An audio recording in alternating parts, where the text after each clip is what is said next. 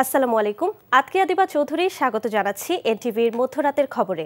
Crown cement শিরোনাম দেখছিলেন, এবার পুরো খবর। জাতীয় নাগরিক পার্টি এনসিপির কার্যালয়ের সামনে ককটেল বিস্ফোরণের ঘটনা ঘটেছে। শনিবার রাত 11টার দিকে এই ঘটনা ঘটে। এতে দলটির এক নেতাসহ 4 জন আহত হয়েছেন। ঘটনাস্থল থেকে আরও একটি অবিস্ফোরিত ককটেল উদ্ধার করা হয়েছে। প্রত্যক্ষদর্শীরা জানান, হঠাৎ বিকট শব্দে বিস্ফোরণের পর চারপাশে আতঙ্ক ছড়িয়ে পড়ে। এতে উপস্থিত লোকজন দিক বিদিক ছুটোছুটি শুরু করে। এনসিপির পক্ষ থেকে জানানো হয়, মোটরসাইকেলে করে এসে দুর্বৃত্তরা ককটেল নিক্ষেপ করে পালানোর চেষ্টা করলে দলীয় নেতাকর্মীরা ধাওয়া দিয়ে একজনকে আটক করে। পরে তাদের পুলিশে সোপর্দ করা হয়। আহত এনসিপি নেতা জানান, তিনি মনোনয়ন ফর্ম সংগ্রহের জন্য মৌলভীবাজার থেকে ঢাকা এসেছিলেন। বিস্ফোরণের সময় তিনি কার্যালয়ের সামনে অবস্থান করছিলেন। এদিকে পুলিশ ঘটনাস্থল ঘিরে রেখেছে।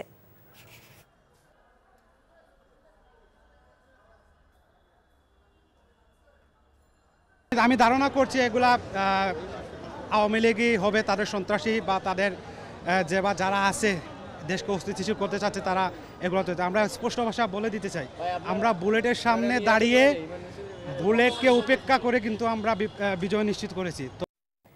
অবিলম্বে জাতীয় নির্বাচনের তফসিল ঘোষণার দাবি জানিয়ে বিএনপির মহাসচিব মির্জা ফখরুল ইসলাম আলমগীর বলেছেন, নির্বাচন পিছিয়ে গেলে সর্বনাশ হবে দেশের।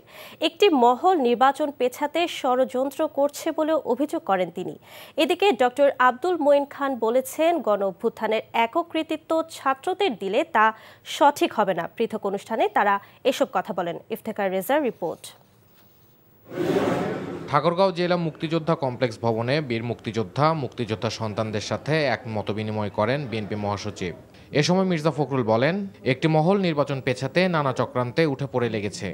আজকে যে চক্রান্ত ষড়যন্ত্র চলছে, নির্বাচনকে বানচাল করে দেওয়ার, নির্বাচনকে পিছিয়ে দেওয়ার, সেই নির্বাচনকে পিছিয়ে দেওয়া মানে আমাদের সর্বনাশ হওয়া, এই দেশের সর্বনাশ হওয়া। কারণ এখন একটা নির্বাচিত সরকার খুব দরকার। আমরা চাই অতি দ্রুত আর কোনো কাল বিলম্ব না করে নির্বাচন তফসিল ঘোষণার ব্যবস্থা করবেন, দেশে একটা নির্বাচিত সরকার প্রতিষ্ঠা করবেন। এদিকে জুলাই গণ অভ্যুত্থান নিয়ে রাজধানীতে এক ফটো অ্যালবাম প্রকাশনা অনুষ্ঠানে মঈন খান বলেন, 5 আগস্ট একদিনে হয়নি, এর পেছনে রয়েছে সুদীর্ঘ আন্দোলনের ইতিহাস। বৈষম্য বিরোধী ছাত্র আন্দোলনের সূচনা হয়, যেটা 5 বছর আগে একবার হয়েছিল। সরকার সেটাকে স্থগিত করে দিয়েছিল অত্যাচার নির্যাতনের মাধ্যমে। সেটা নতুন করে মাথা চাড়া দিয়ে ওঠে। তার ফলশ্রুতিতে একটি বিস্ফোরণ হয়েছিল। সেই বিস্ফোরণটি ছিল 5ই আগস্ট, যার ফলশ্রুতিতে স্বৈরাচারী আওয়ামী সরকার কাপুরুষের মতো দেশ ছেড়ে পালিয়ে যেতে বাধ্য হয়েছিল। বর্তমানে একটি অবাধ নির্বাচনের মাধ্যমে সত্যিকারের গণতান্ত্রিক রাষ্ট্র গঠন করা চ্যালেঞ্জ বলেও মন্তব্য করেন doctor Abdul Moyeen Khan. Iftekhar Reza, NTV news, Dhaka. 7 দিনের মধ্যে রাজনৈতিক দলগুলো নিজেদের মধ্যে মতৈক্যে পৌঁছাতে না পারায় এখন জুলাই সনদ বাস্তবায়নের বিষয়ে সরকার নিজ থেকে একটি সিদ্ধান্ত নেবে বলে জানিয়েছেন পরিবেশ, বন ও জলবায়ু উপদেষ্টা সৈয়দা রিজওয়ানা হাসান। সোমবার সচিবালয়ে ব্রিফিংয়ে তিনি একথা বলেন। সরকার হয়তো চায় 100% সিদ্ধান্তই রাজনৈতিক কনসেনসাসের ভিতর দিয়ে আসুক। 90% এসছে, 10% আসেনি। সেখানে সরকারের একটা দায়িত্ব আছে, একটা কর্তৃত্ব আছে। সরকার এই 2 জায়গা থেকে একটা সিদ্ধান্ত নেবে এবং সেই সিদ্ধান্ত নেওয়ার আগে সরকার একটা সময় দিয়েছে তো, যে আপনারা 7 দিনের মধ্যে বসেন। তো তারা যেহেতু বসেননি, সেহেতু সরকার একটা সিদ্ধান্ত নেবে। আমি তো কাউকে বলতে শুনিনি যে সরকার সিদ্ধান্ত নিতে পারবে না। শুনতাম যে সরকার সিদ্ধান্ত নিতে পারবে না, তারপরেও সরকার সিদ্ধান্ত, যে তাহলে তখন আপনি এই কথাটা বলতে পারতেন যে আমরা আরোপ করছি। তা তো না, সরকারের তো একটা দায়িত্ব আছে, তাকে তো এই ব্যাপারে একটা সিদ্ধান্ত নিয়ে একটা অচলাবস্থাকে কাটিয়ে আনতে হবে। তো সরকার সেই কাজটা করবে।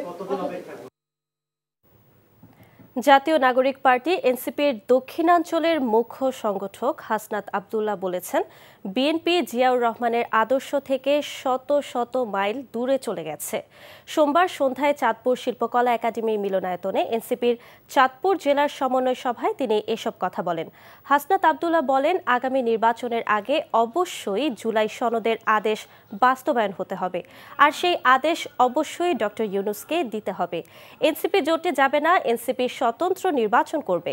এনসিপির সাথে অনেকে সংস্কারপন্থী হয়ে আসতে চায় উল্লেখ করে হাসান আব্দুল্লাহ বলেন, যারা বাংলাদেশ বিশ্বাস করে, জুলাই বিশ্বাস করে, চাঁদাবাজ টেন্ডারবাজদের বিপক্ষে, সন্ত্রাসের বিপক্ষে তাদেরকে দলে নিয়ে জোট করা হবে। যে মানুষ ঐতিহ্যের আদর্শে বিশ্বাস করে এই মানুষের হাতে জীবনে চাঁদা উঠতে পারে না। বিএনপির কর্মীরা তারা আজকে দলের মধ্যে কোণঠাসা, আমাদেরকে ফোন দিয়ে তারা বলে যে দেশটার জন্য কিছু তোমরা করো। আমাদের দলটাকে ছিনতাই করে নিয়ে গেছে, এই হাইব্রিড নেতারা বিএনপিকে হাইজ্যাক করে নিয়ে গিয়েছে। তো সুতরাং বিএনপির মধ্যে অনেক থেকে মানুষ আছে যারা বাংলাদেশ পন্থায় বিশ্বাস করে, যারা এখনো বিক্রি হয়ে যায় নাই, চাঁদাবাজিতে জড়িত হয় নাই, আমরা তাদেরকে দলে আমাদের সাথে তারা যোগাযোগ করছে, আমরা তাদেরকে ইনশাআল্লাহ আমাদের দলে নিয়ে নিব। বেতন কাঠামোর 11তম গ্রেড বাস্তবায়নের আশ্বাসে সব ধরনের আন্দোলন কর্মসূচি প্রত্যাহার করেছেন সরকারি প্রাথমিক বিশ্ববিদ্যালয়ের সহকারী শিক্ষকরা। তবে শিক্ষকদের একটি অংশ প্রজ্ঞাপন না হওয়া পর্যন্ত আন্দোলন চালিয়ে যাবার ঘোষণা দিয়েছে। সোমবার রাতে কেন্দ্রীয় শহীদ মিনার থেকে আন্দোলনকারীদের ধাওয়া দিয়ে সরিয়ে দেওয়া হয়। এর আগে সচিবালয়ে অর্থ সচিব ও গণশিক্ষা মন্ত্রণালয়ের সচিবের সঙ্গে বৈঠকের পর শিক্ষক নেতাদের একাংশ কর্মসূচি প্রত্যাহারের ঘোষণা দেন। সাদরিনা খন্দকারের রিপোর্ট। 10ম গ্রেড বাস্তবায়ন সহ 3 দফা দাবিতে কেন্দ্রীয় শহীদ মিনারের তৃতীয় দিন রাতে অবস্থান কর্মসূচি পালন করা সরকারি প্রাথমিক শিক্ষকদের ধাওয়া করে সরিয়ে দেয় পুলিশ। এ সময় শিক্ষকরা পুলিশের এমন আচরণের তীব্র নিন্দা জানান। লাঞ্চ ভাতা দেওয়া হচ্ছে 6 টাকা, আর আমরা নাকি মানুষ গড়ার কারিগর, আমরা নাকি জাতির শ্রেষ্ঠ সন্তান, আমরা নাকি শিক্ষার্থীদেরকে বিদ করি, আর আমাদেরকে পশুর মতো পিটানো হচ্ছে। আমাদের এই ফয়সালা এই শহীদ মিনারে ঘোষণা হবে এবং শহীদ মিনার আমাদের এই হাজার হাজার শিক্ষকের সামনে এটা আবার বাস্তবায়ন এবং দিতে হবে, ঘোষণা দিতে হবে। নেতারা আপাতত দেখ, ওনাদের দেওয়ার পরে আমরা ইনশাআল্লাহ আপনাদেরকে জানাবো। সাদা কাগজ রিলিজ দিয়ে ধরায় দিয়ে কি আমাদের সারা বাংলাদেশ থেকে শিক্ষক আনছে কি আমাদের মশকরা করার জন্য? আন্দোলনরত শিক্ষকরা বলেন, দীর্ঘদিন থেকে তারা 10ম গ্রেড দেওয়ার দাবি করে আসছে। আন্দোলনের প্রেক্ষিতে সরকারের পক্ষ থেকে 11তম গ্রেড দেওয়ার যে আশ্বাস দেয়া হয়েছে তাতে তারা প্রজ্ঞাপন জারি না করা পর্যন্ত আশ্বস্ত হতে পারছেন না। এর আগে দিনভর রাজধানীর কেন্দ্রীয় শহীদ মিনারে 3 দফা দাবিতে টানা তৃতীয় দিন অবস্থান কর্মসূচি পালন করে সরকারি প্রাথমিক বিদ্যালয়ের শিক্ষকরা। এই একই যোগ্যতা নিয়ে এমনকি এর থেকে কম যোগ্যতা সম্পন্ন ব্যক্তিরা অন্যান্য সেক্টরে 10ম এবং 9ম গ্রেড পাচ্ছে। যারা শিক্ষার ভিত্তি তৈরি করে তাদেরকে 3rd ক্লাস রেখে আপনারা এই জাতিকে কিভাবে 1st ক্লাস তৈরি করবেন? শিক্ষকদের দাবি, দীর্ঘদিন আলোচনায় কোনো সমাধান না আসায় রাজপথে নামতে হয়েছে। আজ প্রাইমারিতে 85% শিক্ষক মাস্টার ডিগ্রি পাস, কেন তাদের দ্বিতীয় শ্রেণী রাখা হয়েছে? সরকার বিভিন্ন সময়তে আমাদের সাথে তালবাহানা করে আমাদের এই দাবিকে দাবিয়ে রেখেছে। মানুষ গড়ার কারিগর এই শিক্ষকের উপরে এই হামলা নিন্দার প্রতিবাদে আমরা সবাই একত্রিত হয়েছে। আমাদের দাবি না মানা পর্যন্ত আমরা মাঠ ছেড়ে যাব না। আমাদের দাবি দাওয়া পূরণ না করেন তারা আমরা বিদ্যালয়ে তালাবদ্ধ কর্মসূচি পালন করতে বাধ্য হব। শিক্ষকদের অনির্দিষ্টকালের কর্মবিরতির কারণে তৃতীয় দিনের মতো দেশের 65,000 সরকারি প্রাথমিক বিদ্যালয়ের পাঠদান বন্ধ। এতে আগামী মাসে অনুষ্ঠেয় বার্ষিক পরীক্ষা ক্ষতিগ্রস্ত হওয়ার আশঙ্কা করছে অভিভাবকরা। আমাদের সন্তানদের অসুবিধা হচ্ছে, ভবিষ্যৎটা খারাপ হচ্ছে, সামনে পরীক্ষা কয়দিন পরে, এই অবস্থাতে কর্মবিরতি উচিত না। আসলে সামনে পরীক্ষা, লেখাপড়া হচ্ছে না, বাইরে খেলাধুলা করে বেড়াচ্ছে আর শিক্ষকরা বলছে। তা আমার মনে হয় সরকার তাদের যৌক্তিক দাবিটা যতটুকু সম্ভব মেনে নিয়ে তাদের স্কুলে ফিরে আসার জন্য পাঠদান কার্যক্রম ব্যাঘাত না করে আলোচনার মাধ্যমে দ্রুত সমাধান বের করার দাবি অভিভাবকদের। সাদরিনা খন্দকার, এনটিভি নিউজ, ঢাকা। যশোর সেনানিবাসে সিগন্যাল ট্রেনিং সেন্টার অ্যান্ড স্কুলে কোর অব সিগন্যালস এর বাৎসরিক অধিনায়ক সম্মেলন 2025 অনুষ্ঠিত হয়েছে। অনুষ্ঠানের প্রধান অতিথি ছিলেন সেনাপ্রধান জেনারেল ওয়াকারুজ্জামান।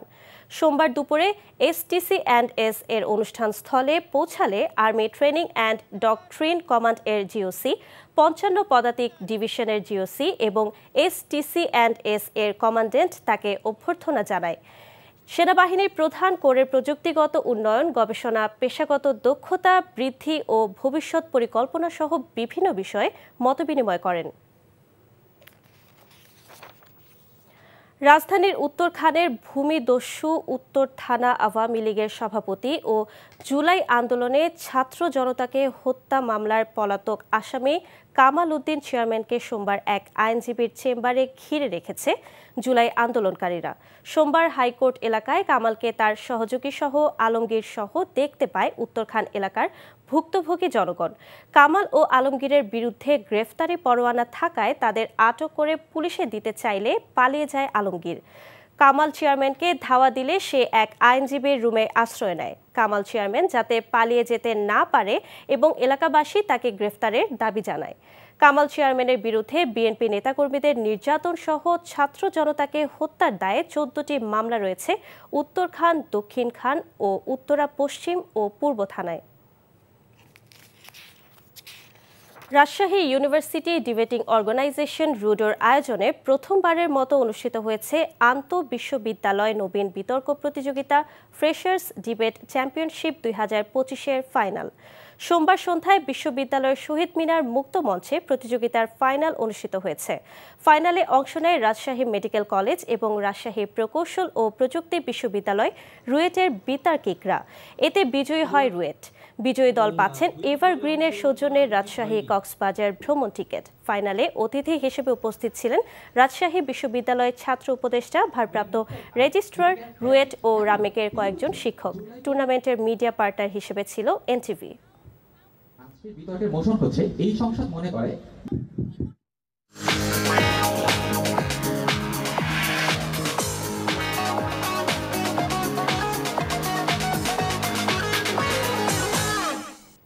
মার্কেন্টাইল ব্যাংক অর্থনীতির খবর।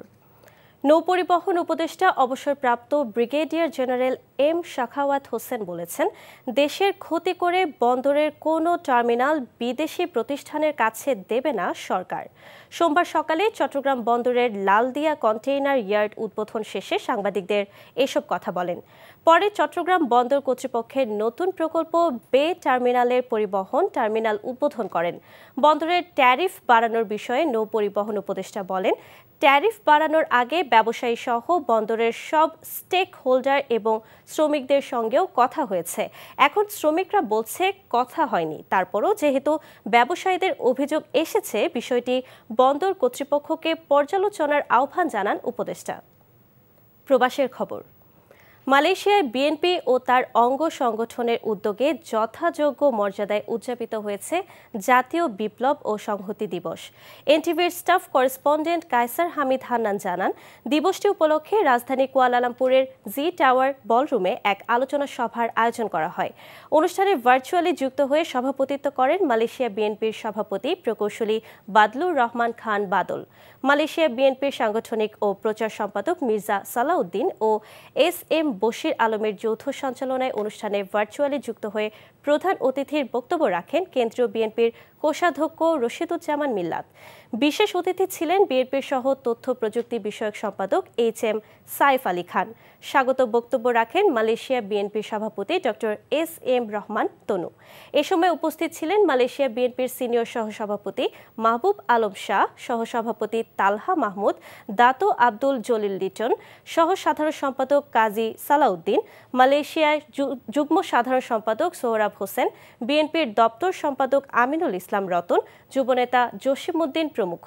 সবশেষে গণতন্ত্র প্রতিষ্ঠায় আগামী নির্বাচনে মালয়েশিয়া প্রবাসীদের ভূমিকা রাখারও আহ্বান জানান রশিদুজ্জামান মিল্লাত। সৌদি আরব তাবুক জাতীয়তাবাদী শ্রমিক দলের বর্ধিত সভা অনুষ্ঠিত হয়েছে। সৌদি আরব তাবুক প্রতিনিধি ইসমাইল খান টিটু জানান, সেরা আলম বাংলা মার্কেট আল আমরি রেস্টুরেন্টে আয়োজিত বর্ধিত সভা অনুষ্ঠানে প্রধান অতিথি হিসেবে উপস্থিত ছিলেন তাবুক বিএনপির প্রতিষ্ঠাতা সভাপতি আলহাজ আব্দুল জলিল মৃধা। শ্রমিক দলের বর্ধিত সভায় প্রধান আলোচক হিসেবে উপস্থিত ছিলেন তাবুক বিএনপির সাধারণ সম্পাদক জাহাঙ্গীর আলম পাটোয়ারি। সভায় সভাপতিত্ব করেন তাবুক শ্রমিক দলের সভাপতি মোহাম্মদ সাজু মিয়া।